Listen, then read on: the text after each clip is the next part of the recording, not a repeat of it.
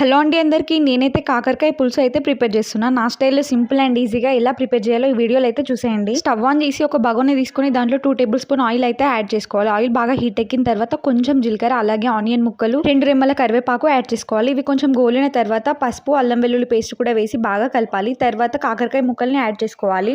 దీన్ని మొత్తం ఒకసారి బాగా కలిపి ఒక 5 మినిట్స్ మంట మీడియం ఫ్లేమ్లో పెట్టి మూత పెట్టుకోవాలి. తర్వాత టమాటో ముక్కల్ని కూడా యాడ్ చేసి కర్రీకి సరిపడేంత ఉప్పు, కారం యాడ్ చేసుకోవాలి. మనకు పులుపుకి సరిపడేంత క్వాంటిటీలో చింతపండు అయితే ఫస్ట్ నానబెట్టి ఉంచుకోవాలి. తర్వాత ఈ చింతపండు రసాన్ని అయితే ఇప్పుడు యాడ్ చేసుకోవాలి. చింతపండు రసం వేసిన తర్వాత ఒక 5 నిమిషాలు కర్రీని అయితే బాగా ఉడకనివ్వాలి. ఫైనల్ గా కొంచెం కొబ్బరి, అలాగే నువ్వులు తీసుకొని నూనె వేయకుండా పెంక మీద అయితే కొంచెం వేయించాలి. వేయించిన వాటిని బాగా మిక్సీ పట్టుకొని ఫైనల్ గా ఈ పొడి అయితే కర్రీలో యాడ్ చేసుకోవాలి. ఈ పొడి యాడ్ చేసుకోవడం వల్ల కర్రీలోని గ్రేవీ అనేది పలచగా ఉండకుండా కొంచెం చికెన్ అయితే పడుతుంది. అందుకనే ఈ పొడి అనేది యాడ్ చేసుకోవాలి. కొంచెం కొత్తిమీరతో గార్నిష్ చేసుకుంటే కాకరకాయ పులుసు అయితే రెడీ. వీడియో నచ్చితే లైక్ చేయండి, అలాగే please subscribe my channel. Bye friends అందరికీ.